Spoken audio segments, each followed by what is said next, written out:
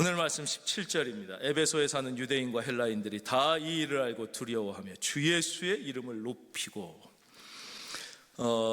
이제 사도 바울은 그 복음을 거부하는 자들에게서 떠나 이 복음을 받아들이는 분들을 따로 세워서 집중적으로 이분들에게 이제 하나님의 말씀을 강론하기 시작했습니다. 그래서 이분들을 두란노 서원에 모아놓고 집중적으로 날마다 하나님의 말씀을 가르쳤습니다. 그랬더니 거기에서 놀라운 역사들이 일어나기 시작했죠. 이 사람들이 어떤 기적이나 어마어마한 능력을 원한 게 아니라 오직 말씀 앞에 겸손히 서서 말씀에 집중했더니 자기도 모르는 사이에 그 공동체를 통하여 하나님의 놀라운 능력이 나타나게 된 것입니다. 이것이 성령의 역사이고 이것이 하나님이 일하시는 방법입니다. 우리는 자꾸 나의 삶에 어떠한 기적이나 하나님의 놀라운 일이나 능력이 나타나기를 원하는데, 능력은 그렇게 나타나는 게 아니라는 것이죠. 우리가 하나님 앞에 겸손히 나와 말씀에 내 자신을 드리고 집중할 때, 그때 나도 모르는 사이에 나의 삶과 인생을 통하여 하나님의 능력과 역사는 자연스럽게, 그렇죠? 또 하나 우리가 기억해야 되는 것은 바로 이 하나님 앞에 우리가 어떠한 자세를 가져야 되냐 하는 것이죠. 그건 당연히 겸손한 자세입니다. 겸손한 자세라는 얘기는 하도 많이 들었기 때문에 오늘 조금 구체적으로 설명을 해드리자면, 우리가 은혜를 받았는데 축복을 받지 못하는 큰 이유가 있습니다. 그러니까 구원을 받았는데 축복을 받지 못하는 아주 중요한 이유는 무엇이냐? 시험에 들기 때문입니다. 근데 시험에 든다, 이게 되게 막연한 건데요, 더 정확하게 시험에 든다는 게 무엇인지 표현해드리면 섭섭병에 걸리는 것입니다. 제일 우리가 축복을 받지 못하는 중요한 이유는 섭병에 걸리기 때문입니다. 섭병. 그러니까 교회 다니면서 왜 우리가 구원의 은혜를 받았는데 축복의 은혜를 받지 못하느냐? 섭병에 걸려서 그런 거예요. 섭병에. 보시겠습니까? 예수님께서 최초의 기적을 행한 곳이 가나의 혼인잔치예요. 그러니까 예수님이 이 땅에 계시면서 수많은 기적을 행하셨잖아요. 근데 최초의 기적이 가나의 혼인잔치예요. 그러니까 아마 예수님과 아주 가까운 친척이거나 친구 집안이었을 겁니다. 그러니까 뭐 예수님의 어머니도 그 결혼식에 가셨고 예수님도 가신 거예요. 근데 문제는 혼인잔치가 막 무르익는 때 포도주가 그만 떨어져 버리게 된 거죠. 그 지역은 물이 아주 나빠, 석회질이라 포도주가 없으면 음식을 먹을 수 없어요. 우리로 치면 국이 없고 찌개가 없어진 거랑 똑같은 거예요. 큰일 난 거예요. 그래가지고 막 예수님의 어머니가 사색이 됐어요. 근데 이분은 예수님이 누군지를 아시니까 예수님에게 그러죠. 이거 어떡합니까? 여기에 지금 포도주가 떨어졌습니다. 그럼 예수님 같은 효자가 어머니 걱정하지 마십시오, 이래야 당연할 거라고 생각하고 얘기했는데, 예수님이 웬걸? 여자여, 나와 무슨 상관이 있나이까? 딱 자르네. 사실 인간적으로 얼마나 섭섭하겠습니까? 그때 예수님의 어머니가 섭병에 걸렸으면 끝나는 거예요. 그러나 그때 섭병에 안 걸릴 수 있는 것은 겸손하기 때문입니다. 내가 아무리 그래도 자기를 30년을 키웠는데 자기가 하나님의 아들이면 하나님의 아들이지 나한테 어떻게 이럴 수가 있냐, 이러면 축복을 못 받는 거예요. 근데 우리는 늘 이런 마음을 너무 많이 갖는 거예요. 그래서 축복을 못 받는 거예요. 이분은 자기가 예수님의 육신의 어머니인데도 그렇지 않은 거예요. 그리고 하인들한테 뭐라고 그래요? 빨리 예수님한테 가라고 그러더니 무슨 말씀을 하시든지 그대로 행하라 그러죠. 그러니까 하인들이 갔어요.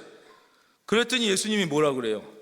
저기 있는 물을 떠다가 항아리에 아구까지 채워라 그래요. 아니, 말이 말 같아야지 순종을 하지. 아니, 지금 포도주가 떨어졌는데 난데없이 물을 갖다가 저기까지 채우라 그러면 이거 떠갖다가 주면 그 욕은 누가 다 먹으라고 이런 짓을 하라는 것입니까? 여러분, 말이 말 같아서 순종하는 건 순종이 아니에요. 누구나 다 하지. 그게 무슨 믿음이야? 당연히 하는 거죠. 말이 말 같아서 하면 그건 믿음이 아니라 당연한 거죠. 그건 순종이 아니죠. 도저히 이해가 되지 않고 납득이 가지 않고 공감이 가지 않지만 하니까 그게 믿음이고 순종이지. 이런 일은 성경에 너무너무 많아요. 또 하나 예를 들어 드릴까요? 가나안 여인, 예수님이 이제 가셨어요. 근데 가나안 여인이 딸이 중병에 걸려서 귀신에 들어서 너무너무 비통한 마음으로 예수님을 찾아와서 막 예수님을 막 소리질러 부르는데, 성경에 보면요, 예수님이 들은 채도 안 했다고 나와요. 아예 들은 채도 안 하는 거예요. 그렇게 애걸복걸 하는데 아예 들은 채도 안 하는 거예요. 얼마나 섭섭하겠어요. 근데도 오죽하면 제자들이 예수님 저렇게 하는데 좀 들어주십시오 할 정도로 들은 채도 안 하는 거예요. 나중에 예수님 뭐라 그래요? 나는 지금 이스라엘 집에 잃어버리냐, 그러니까 쉽게 얘기하면 지금은 유대인들에게 내가 지금 은혜 베풀 때지 이방인에게 베풀 때가 아니다. 타이밍이 틀렸다는 거예요. 타이밍. 그러면서 뭐라 그래요? 아주 모욕적인 말을 하시잖아요. 자녀의 음식을, 떡을 들어서 개에게 줄 수 없다 그러죠. 너는 개 같은 년이라는 소리예요. 여러분, 이런 모욕적인 말이 어디 있습니까? 아마 저에게 그랬으면 저는 딸이 귀신이 아니라 뭐가 들렸어도 뭐 이런 게 다 있어, 그리고 그냥 갔을 거예요. 근데 이 여자가 거기서 뭐라 그래요? 주여 올소이다. 맞습니다, 주님. 그러나 개라도, 저 개 같은 년 맞습니다. 주인의 상에서 떨어지는 부스라기는 먹지 않습니까? 제발 부스라기라도 좋으니 주십시오. 그래서 예수님이 감동하죠. 여자여, 내 믿음이 크도다. 칭찬하시고 그 딸이 낫는 기적이. 저는 여러분들에게도 이런 은혜가 있기를 바랍니다. 그래서 겸손하고 우리는 순종해야 된다는 것이. 그럼 순종이란 무엇이냐에 대해서 조금 깊이 생각해야 돼요. 순종은 몸으로 하는 게 순종이에요. 우리는 생각으로 하는 게 순종이라고 생각할 때가 많아요. 그렇지 않습니다. 성경은 절대 그렇게 말씀하지 않아요. 마음으로 하는 것이 순종이 아니에요. 여러분 생각으로는 집을 10번도 지웠다 부셨다 다 하는 거예요. 성경은 절대 그렇게, 우리는 마음이 중요하다고 생각하잖아요. 마음을 주는. 성경은 절대 그렇게 말씀하지 않아요. 몸을 주는 게 중요하다고 생각합니다. 로마서 12장 1절 말씀 같이 읽겠습니다. 소리내서 시작. 내가 하나님의 모든 자비하심으로 너희를 권하노니 너희 몸을 하나님이 기뻐하시는 거룩한 산제물로 드리라. 이는 너희가 드릴 영적 예배니라. 그러죠. 우리는 마음으로 드리는 게 중요하다고 생각하지만 하나님은 그렇게 말씀하시지 않는 거예요. 영적 예배는 몸을 드려야 된다는 거예요. 몸을. 마음이 아니라 몸을. 그러니까 지금 물론 병상에 누워 화면으로 예배 드리시는 분들, 또 도저히 나올 수 없는 상황에 계신 분들을 계시겠지만, 그렇지 않으면 하다못해 유튜브로 예배 드리는 분은 무릎이라도 꿇고 드려야 그게 하나님이 받으실 만한 영적 예배가 된다는 거예요. 몸으로 드려야 된다는, 몸으로. 근데 거기에 보면 영적 예배라는 말씀 위에 아주 작은 글씨로 이 이렇게 써 있는 거 보이세요? 성경 가지신 분? 있죠. 거기에 이라고 하고 밑에 뭐라고 써 있어요? 합당한. 그러니까 합당한 예배는 어떤 예배냐? 몸으로 드리는 예배가 합당한 예배라는 거예요. 그러니까 말을 바꾸면 뭐예요? 몸이 아니라 생각으로, 마음으로만 드리는 예배는 뭐예요? 합당하지 않은 예배라는 것이죠. 이것이 하나님의 말씀이에요. 그래서 믿음은, 순종은 마음으로 순종하고 생각으로 순종하는 거는 뭐 수백 수천 번도 다 하는 거예요. 그건 진짜 믿음이 아니에요. 몸을 드리는 것, 따라하겠습니다. 몸을 드리는 것. 우리 크게 하겠습니다. 몸을 드리는 것, 손을 드리는 것, 시간을 드리는 것. 그것이 믿음이라는 것이에요. 그것이 순종이고 그것이 예배라고 성경은 우리에게 분명하게 말씀하십니다. 우리가 잘 아는 언더우드라는 선교사님이 계시잖아요. 이분이 우리나라 최초의 선교사님이세요. 이분이 우리나라에 와서 하신 일은 정말 하향없이 많죠. 우리나라 최초의 서양식 병원을 이분이 세우신 거예요. 세브란스 병원 이분이 세우신 거예요. 숭실 학교를 빼고, 그건 이제 평양에 있는 거니까, 이 남쪽에 연세대학교, 최초의 서양 근대식 학교, 대학을 세웠죠. 연희 전문, 세브란스 합쳐서 지금 연세대학교가 된 거죠. 최초의 서양식 고등학교, 이거 다 이분이 세우시고, 이거 말고도 뭐 어마어마하죠. 최초의 교회, 세문안교회뿐만 아니라. 그러니까 이분이 원래 조선의 선교사를 오시려고 하신 게 아니었어요. 그 당시에 미국 사람들은 이 아시아에는 조선이라는 나라는 알지도 못했어요. 아는 나라는 중국, 워낙 이제 인구가 많으니까. 그리고 일본, 아니면 인도, 이 정도만 이 동양에 나라가 있다, 이 정도 알았어요. 대부분 선교사를 지원하면 중국 아니면 일본 아니면 인도였어요. 근데 이때 이 언더우드 선교사님은 신학교를 수석으로 졸업했어요. 그러니까 아주 실력이 뛰어났어요. 그러니까 자기가 어디를 지원해도 다 갈 수가 있는 분이었어요. 이분이 원래는 중국을 지원했대요. 중국 선교사로 가려고. 그랬는데 선교본부에서 조선에도 선교사를 보내야 되는데 문제는 조선에 가겠다는 선교 지원자가 한 명도 없는 거예요. 이 조선에 갈 선교사를 못 구한다는 얘기를 듣고 이 언더우드가, 그때 27살의 젊은 목사가, 조선에 지원할 선교사가 아무도 없다면 제가 가겠습니다. 그래서 본인이 조선에 가려고 해서 간 게 아니라 조선에 갈 사람이 아무도 없다는 얘기를 듣고 조선에 가기로 자원을 합니다. 근데 그때 이분은 약혼한 상태였어요.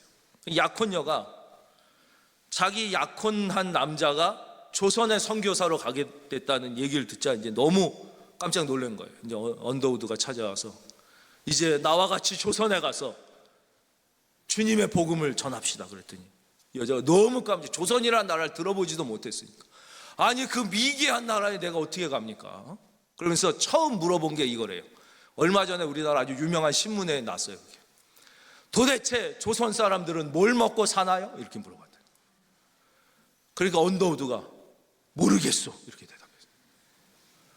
아니 도대체 그곳에는 병원이라는 것은 있나요? 모르겠어 이렇게 대답했어요. 아니 그러면 당신은 뭘 아나요? 그랬더니 내가 아는 것은 오직 한 가지. 그곳에는 예수를 모르고 죽어가는 1천만의 영혼이 나를 기다리고 있다는 사실뿐이요. 이 이야기를 듣고 약혼녀가 감동을 했을까요? 노. 미친놈 아니야? 이런 거예요. 원래 복음은 대가를 지불하는 거예요. 파혼을 선언해요. 뭐 이런 남자가 다 있어. 내가 미쳤나? 거기 가서 어떻게. 그래 파혼 당해요. 이 언더우드가. 파혼 당해서 한국에 온 거예요. 그래서 사모님을 한국에서 만나요. 사모님이 의사인데 한국에 선교사로 온 의사랑 이제 한국에서 만나서 이제 결혼하시게 된 거예요. 그분이 오셔서 최초의 그 학교를, 연세대를 세우고 세브란스를 세우고 세문안교회를 세우고 어마어마한 이 민족을 위하여 위대한 일을 하는 것이, 몸이 왔으니까 한 거지 마음으로야 뭐 수천 수억 번 와도 그걸로 역사가 일어나는 게 아니라는 것이죠. 여러분들 하나님 앞에 몸을 드리는 결단이 있기를 주님의 이름으로 축원합니다.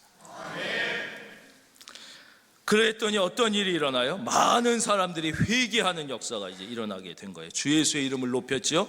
바로 18절, 믿은 사람들이 많이 와서 자복하여 행한 일을 알리며. 별로 중요하지 않은 거 먼저 설명해 드리고 그 다음 중요한 것. 그래서 믿은 사람들이라고 번역되는데 이게 옛날 성경 가진 분들은 믿는 사람들이 이렇게 돼 있어요. 아니 왜 어떨 땐 믿는 사람이라고 번역하고 어떨 땐 믿은 사람이라고 번역하냐. 그 이유가요, 우리나라는 현재 시제와 과거 시제가 딱 구분되어 있어요. 지금 믿는 사람, 예전에 믿은 사람 뭐 이렇게 되어 있는데, 이 헬라어는 이게 현재와 과거가 동시에 표현되는 시제가 있어요. 뭐 영어에 보면 현재 완료, 과거 완료 뭐 이런 것처럼. 그래서 지금 믿은 사람과 옛날부터 믿어온 사람을 동시에 표현하는 시제가 있어요. 근데 우리는 그 시제가 없기 때문에 그거를 지금 믿는 사람, 옛날에 믿은 사람 어떻게 번역해도 괜찮아요. 그래서 성경을 보면 어떤 옛날 번역에는 믿는 사람이라고 번역됐다가 요즘 번역에는 믿은 사람이랑 번역됐다가 이게 어느 게 맞냐, 다 맞는 거예요. 왜냐하면 시제가 우리는 하나만 나타나는데 거기는 완료형 시제 이런 게 있어서 그래요. 그러니까 이 말씀은 뭐냐면 옛날부터 믿어왔던 사람들과 또 이 사건을 통하여 새로 믿은 모든 사람들 가운데 뭐가 일어났냐, 회개하는 일이 일어났다는 거예요. 자복하며 회개하는 일이 일어난 것이죠. 여러분, 회개는 어마어마한 축복입니다.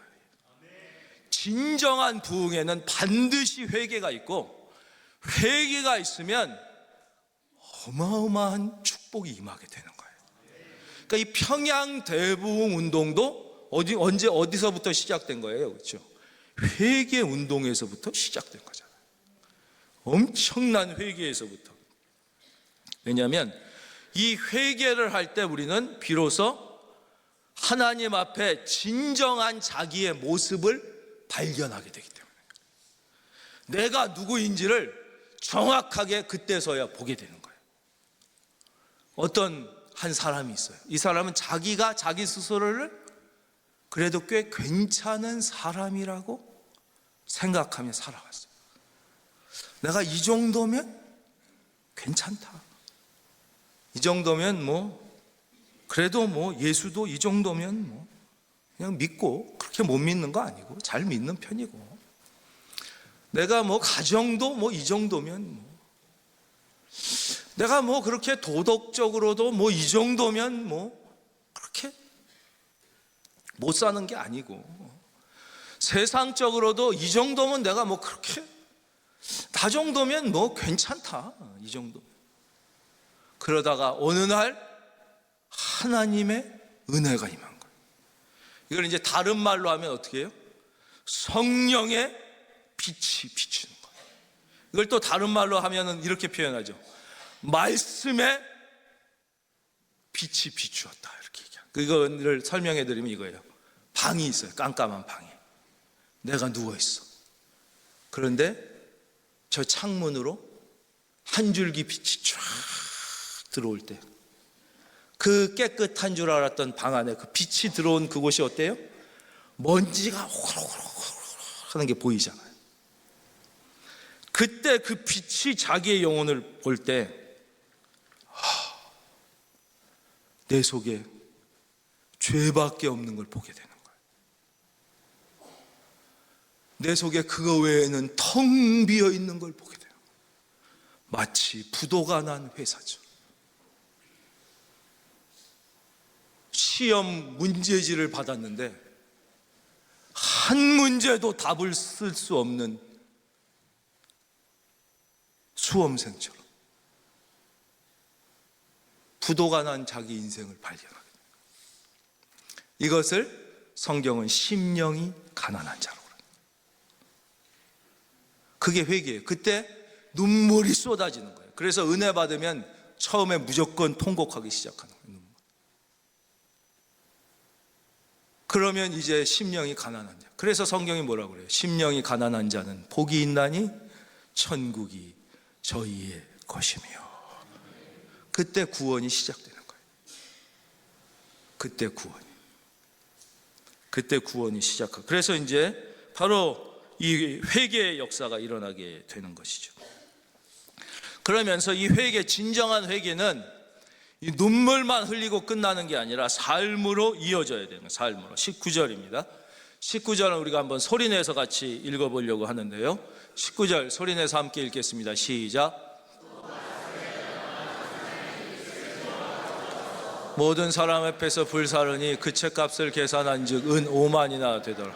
그러니까 이 사람들이 자기들의 행위, 지금까지 했던 모든 우상 숭배, 미신, 말씀으로 살지 않았던 모든 행위를 회개하면서 그 책을 다 모아가지고 와서 불살랐는데, 얼마나 많이 갖고 왔냐면 책값이 은 5만이었다는 거예요. 은 5만은 그 당시 화폐로 은 5만 드라크마를 의미합니다. 은 1드라크마가 지금 돈으로 환산하면 대략 10만 원에서 15만 원이에요. 그럼 대충 값이 나오죠. 10만 원으로 계산하면 50억입니다. 책을 50억 원어치 태웠다는 거예요. 다 태웠다는 거예요. 만약에 15만 원으로 계산하면 75억 원어치. 그러니까 모든 자기들이 하던 우상 숭배와 미신하던 모든 책을 갖다가 다 태웠다. 즉 진정한 회개는 말로만 끝나는 게 아니라 자기의 삶의 변화로 나타나게 된다는 것이죠. 이건 삭개오도 똑같죠. 복음서에 보면 삭개오 삭개오의 직업은 세무서장이었다고 말씀드렸잖아요. 삭개오가 어떤 사람이었냐? 딱 한 말씀으로 알려드리면 돈에 미친 사람이었어요. 돈에 미친 사람.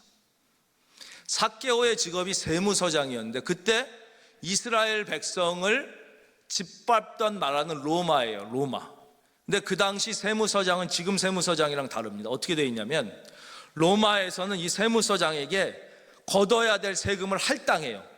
너는 이 서울시에서 1,000만 원의 세금을 걷어라 이렇게 할당을 합니다.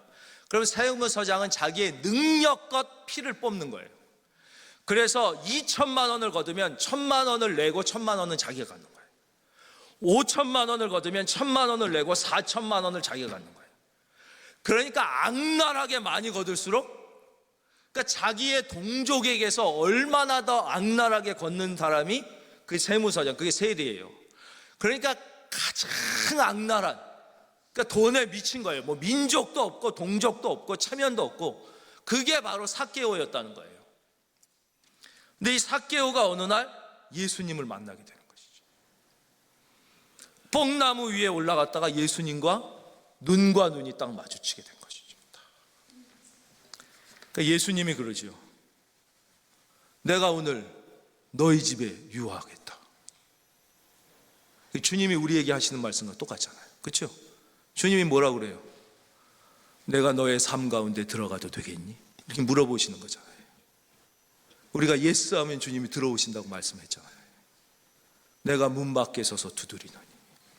똑같은 얘기를 삭개오에만 하시는 게 아니라 늘 우리에게 하시는 거예요. 내가 오늘 너의 집에 유하고 싶다. 그랬더니 삭개오가 감동하는 거예요. 주여. 그러면서 뭐라 그래요? 내가 내 재산의 절반을 가난한 자들을 위하여 나누어 주겠습니다. 내게 남의 것을 토색한 것, 불법적으로 뺏은 게 있으면 4배를 갚겠나이다. 그의 삶이 행동으로 변화, 회개가 보여진 것. 그랬더니 뭐라 그래요? 오늘 이 집에 구원이 임하였느니라. 주님이 말씀하시는 것이죠. 이와 같이 20절입니다. 우리 이 말씀 소리내서 마지막 말씀을 다 같이 읽겠습니다. 20절 다 같이요. 시작. 주의 말씀이 힘이 있어 흥왕하여 세력을 얻으니라. 아멘. 사랑하는 성도님, 우리가 사는 오늘의 세상은 다시 한번 정확하게 표현하면 공산주의 이후 사탄이 공산주의를 이용하여 교회를 핍박하고 영혼을 속여 수많은 사람을 약 100년 동안 비극으로 몰아넣은 이후 다시 한번 신앙과 자유, 성경의 진리를 말살하려고 하는 위기 앞에 놓여 있습니다. 당연히 그 배후에는 사탄의 영, 어둠의 영이 있습니다. 성경은, 그러니까 공산주의자들이 실제 소련에서 볼세비키 혁명이 일어날 당시 공산주의자는 1%도 되지 않았습니다. 그들은 그럴듯한 말로 사람들을 속였지요. 하나님이 아니라 노동자가 주인이 되고 성경은 거짓말이기 때문에 공산주의의 사상을 따르면 모두가 평등하게 잘 사는 세상이 된다고. 수많은 사람들이 거기에 속았고 100년의 세상이 지나고 나서야 그게 얼마나 새빨간 거짓말인지를 우리는 알게 되었습니다. 그러니까 지금 저 김정은과 그를 따르는 저 도당들의 무리들의 뒤에도 사탄과 어둠의 세력이 있음을 성경은 분명히 말씀하고 있죠. 우리의 싸움은 혈과 육을 상대하는 것이 아니에요. 통치자들과 권세들과 이 어둠의 세상 주관자들과 하늘에 있는 악한 영들을 상대합니다. 여러분, 북한이 모두가 평등하게 사는 세상입니까? 여러분, 저 자유롭고 문화에 첨단을 달리던 홍콩이 중국의 손에 넘어가자 어떻게 되었습니까? 베트남이 잘 사는 나라가 되었습니까?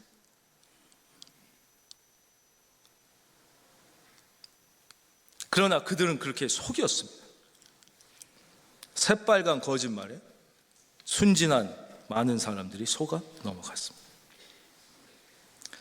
오늘날은 포괄적 차별금지법이라는 그럴듯한 이름으로 성경의 진리를 말살하고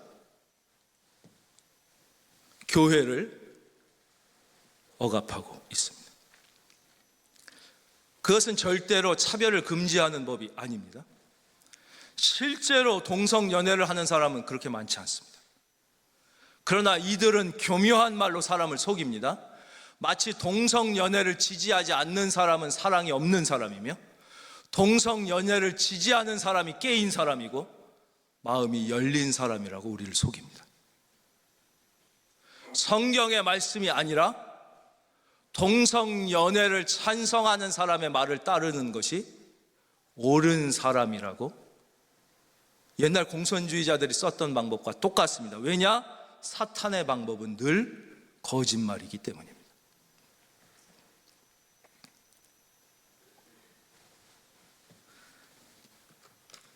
예전에는 우리 민족이 단군으로부터 시작됐다고 속여서 학교마다 단군 동상을 세워야 된다고 난리였습니다.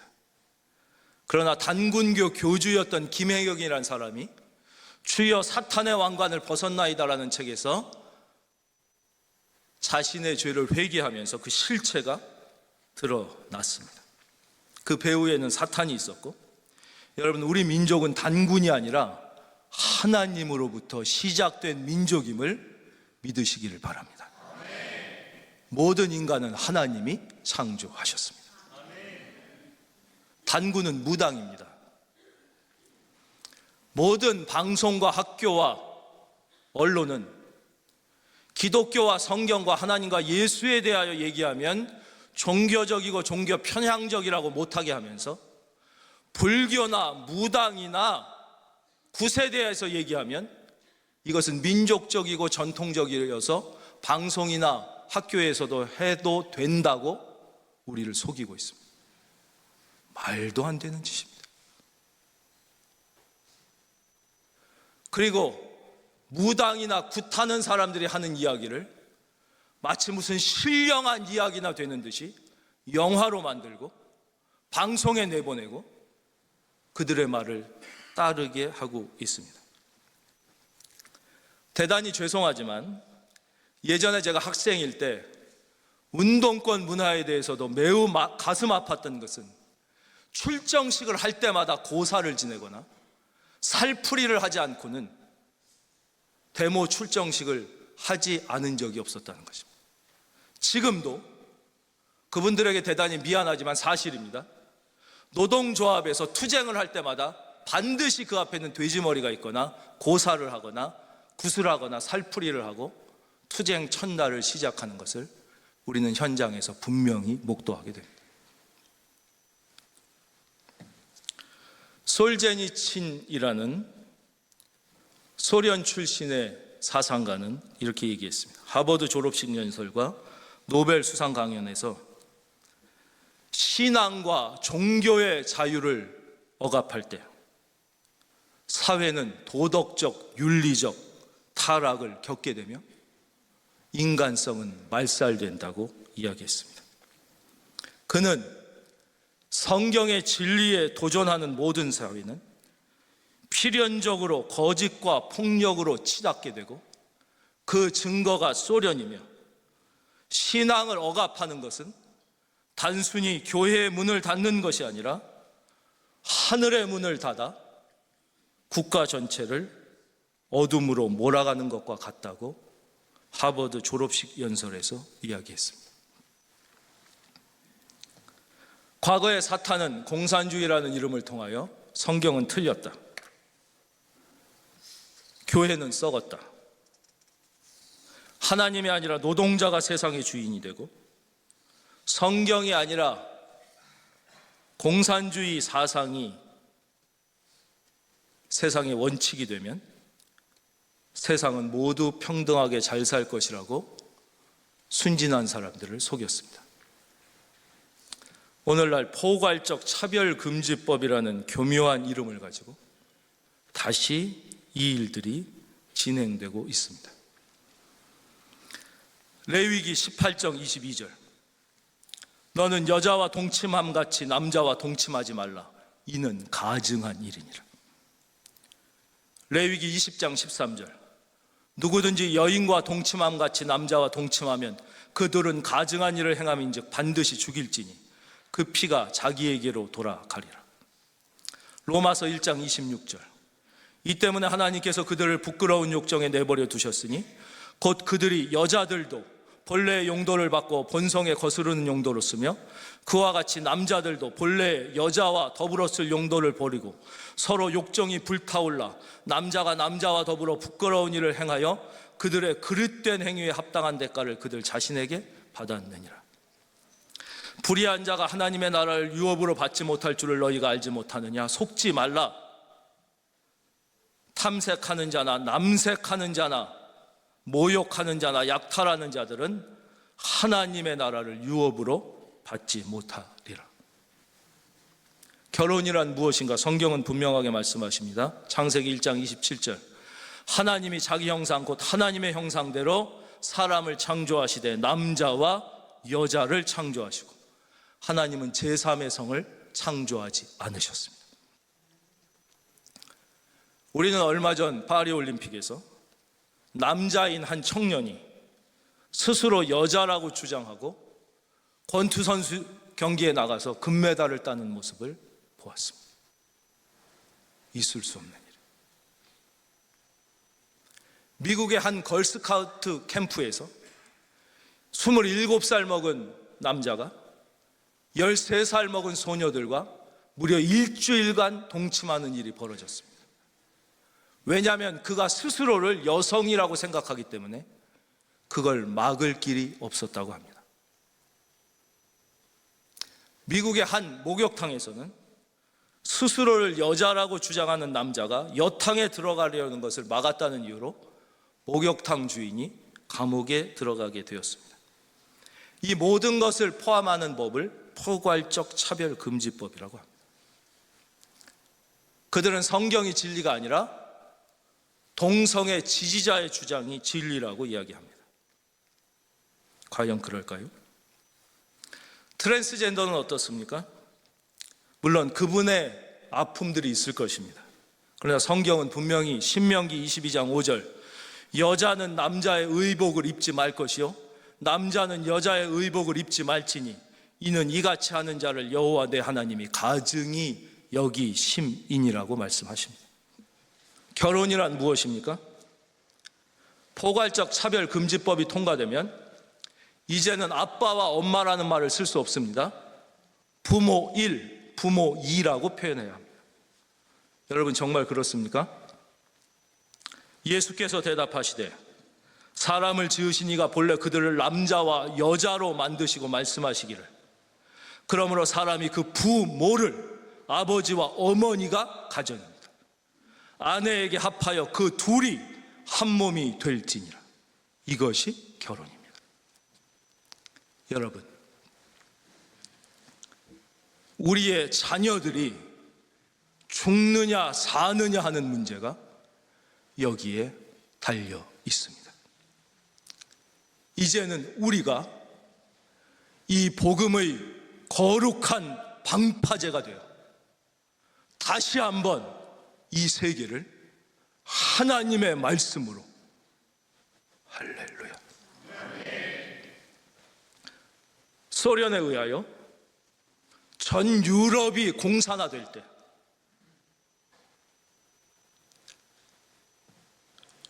독일과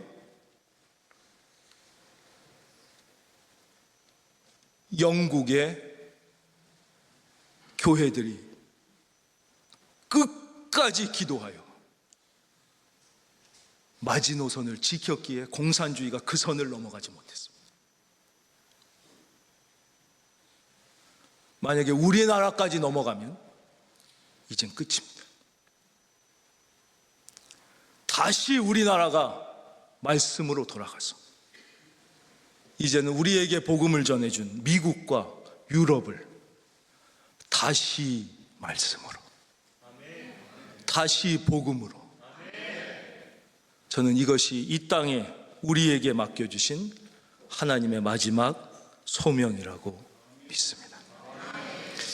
우리 교회는 12.7 한국교회 연합 예배 및 큰 기도회에 함께 하고자 합니다. 그리고 이 시대 하나님이 우리에게 내려주시는 말씀임을 전달해 드렸을 뿐입니다. 이번 한 주 우리 하나님의 은혜와 축복이, 특별히 보호하심이 여러분 모두와 특별히 여러분의 자녀들과 함께 하시기를 주의 이름으로 축복합니다.